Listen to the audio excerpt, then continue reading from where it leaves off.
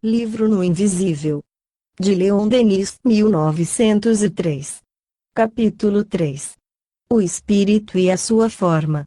Em todo homem vive um espírito. Por espírito deve-se entender a alma revestida de seu envoltório fluídico, que tem a forma do corpo físico e participa da imortalidade da alma, do qual é inseparável. Da essência da alma apenas sabemos uma coisa, que, sendo indivisível, é imperecível. A alma se revela por seus pensamentos, e também por seus atos, para que se possa, porém, agir e nos impressionar os sentidos físicos, preciso-lhe é um intermediário semimaterial, sem o qual nos pareceria incompreensível a sua ação. É o perispírito, nome dado ao invólucro fluídico, imponderável, invisível. Em sua intervenção é que se pode encontrar a chave explicativa dos fenômenos espíritas. O corpo fluídico, que possui o homem, é o transmissor de nossas impressões, sensações e lembranças. Anterior à vida atual, inacessível à destruição pela morte, é o admirável instrumento que para si mesma a alma constrói e que aperfeiçoa através dos tempos, é o resultado de seu longo passado. Nele se conservam os instintos, se acumulam as forças, se ficham as aquisições de nossas múltiplas existências, os frutos de nossa lenta e penosa evolução. A substância do perispírito é extremamente sutil, é a matéria em seu estado mais quintessenciado, é mais rarefeita que o éter, suas vibrações, seus movimentos, ultrapassam em rapidez e penetração os das mais ativas substâncias. Daí a facilidade de os espíritos atravessarem os corpos opacos, os obstáculos materiais e transporem consideráveis distâncias com a rapidez do pensamento. 27. Início da nota do redator. 27. Ver Gabriel Delany, A Alma é Imortal, primeira parte, A Evolução Anímica, Les Fantômes des Vivantes. Fim da nota do redator.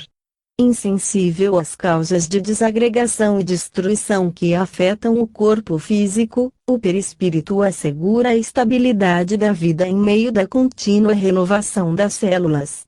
É o modelo invisível através do qual passam e se sucedem as partículas orgânicas, obedecendo a linhas de força, cuja união constitui esse desenho, esse plano imutável, reconhecido por Claude Bernard como necessário para manter a forma humana em meio às constantes modificações e à renovação dos átomos.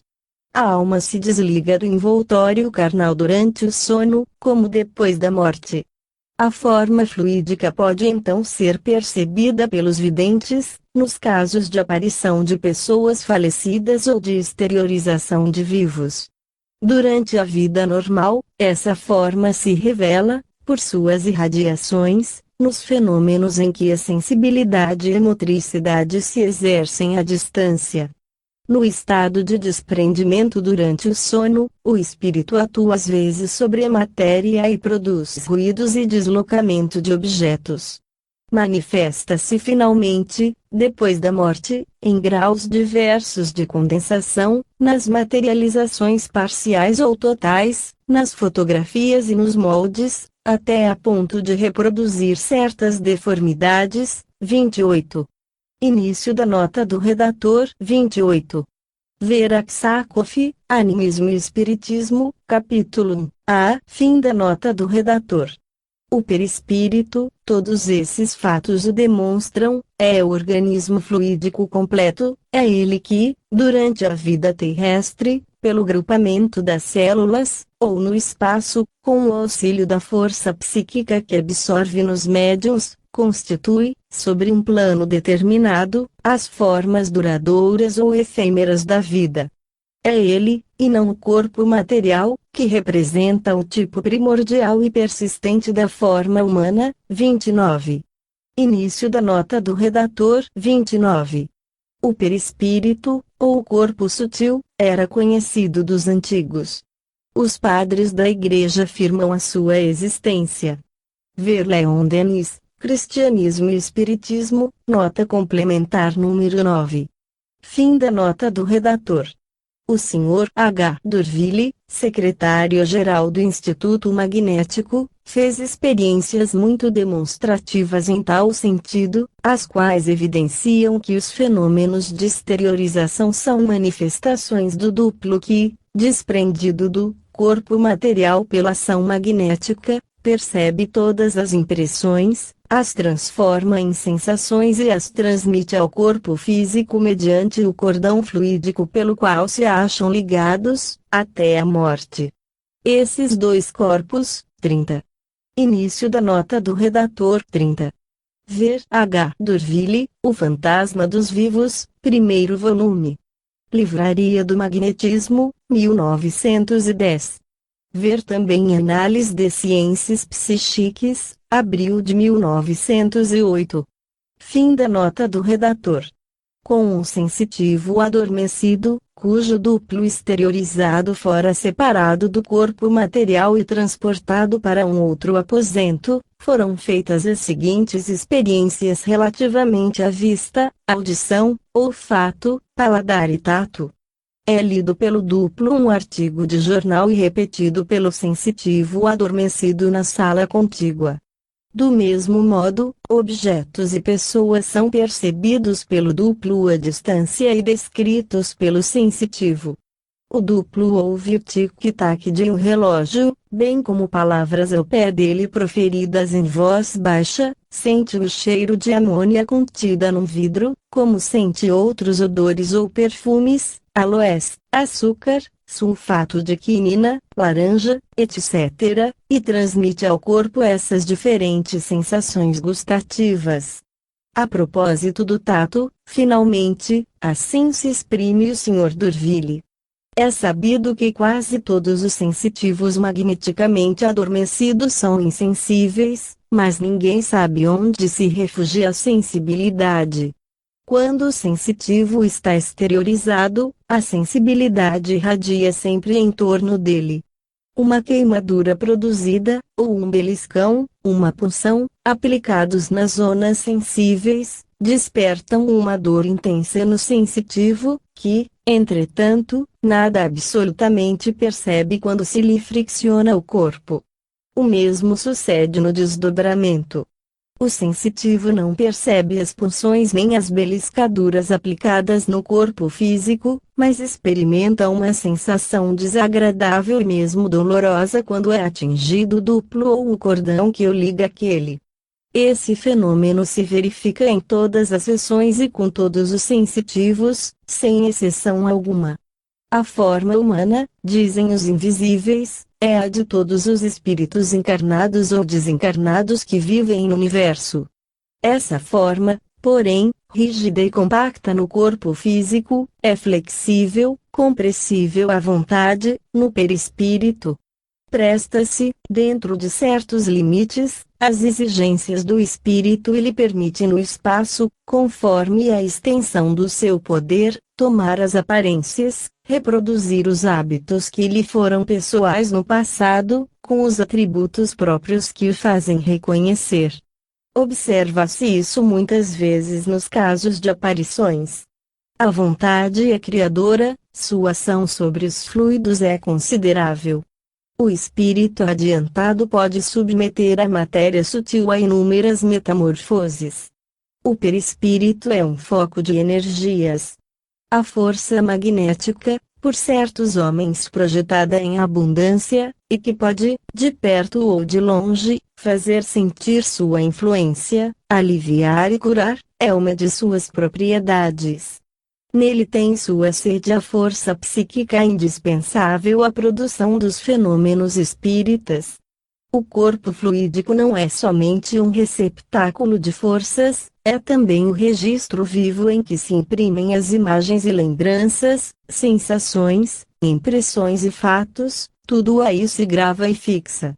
Quando são muito fracas as condições de intensidade e duração, as impressões quase não atingem a nossa consciência, nem por isso deixam de ser registradas no perispírito, em que permanecem latentes. O mesmo se dá com os fatos relativos às nossas anteriores existências. Ao ser psíquico, imerso no estado de sonambulismo, desprendido parcialmente do corpo, é possível apreender-lhes o encadeamento. Assim se explica o fenômeno da memória. As vibrações do perispírito se reduzem sob a pressão da carne, readquirem sua amplitude logo que o espírito se desprende da matéria e reassume a liberdade. Sob a intensidade dessas vibrações, as impressões acumuladas no perispírito ressurgem. Quanto mais completo é o desprendimento, mais se dilata o campo da memória, as mais remotas lembranças reaparecem. O indivíduo pode reviver suas passadas vidas, assim temos verificado muitas vezes em nossas experiências. Pessoas imersas, por uma influência oculta, no estado sonambúlico, reproduziam os sentimentos, as ideias, os atos deslembrados de sua existência atual, de sua primeira juventude, reviviam mesmo cenas de suas anteriores existências, com a linguagem, as atitudes e as opiniões da época e do meio. Parece, em casos tais, que se apresenta uma personalidade diferente, que uma outra individualidade se revela. Esses fenômenos, mal observados por certos experimentadores, deram origem à teoria das personalidades múltiplas coexistentes em um mesmo invólucro, tendo cada uma delas seu caráter e recordações próprias. Nessa teoria se vê enxertar a da consciência subliminal ou do inconsciente superior. A verdade é que é sempre a mesma individualidade que intervém sob os diferentes aspectos por ela revestidos através dos séculos e agora reconstituídos com tanto maior intensidade quanto mais enérgica é a influência magnética e mais enfraquecidos se acham os laços corporais. Certas experiências o demonstram, as do professor Flournoy, por exemplo, com a médium Helena Smith, que se transporta, no estado de transe, a uma de suas existências, no século XII verificada na Índia, 31, e as de Esteva Amarata e outros experimentadores espanhóis com médiums sonambulizados, 32, às quais convém acrescentar os estudos mais recentes e extensos do Coronel A. de Rochas, 33. Início da nota do redator 31. Ver 10 Indies à la Planète Mars, por T.H. Flournoy, professor de psicologia na Universidade de Genebra, Passim. 32.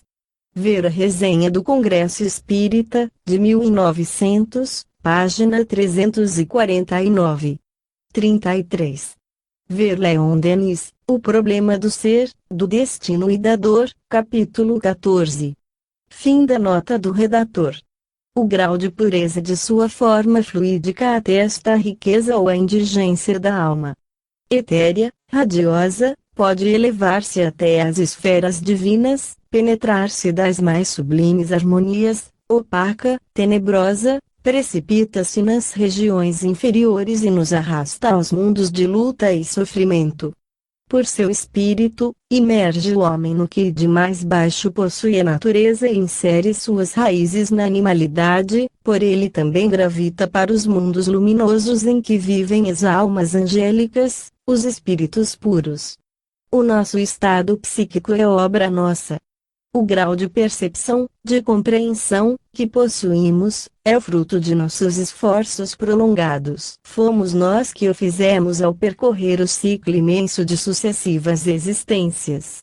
O nosso invólucro fluídico, sutil ou grosseiro, radiante ou obscuro, representa o nosso valor exato e a soma de nossas aquisições.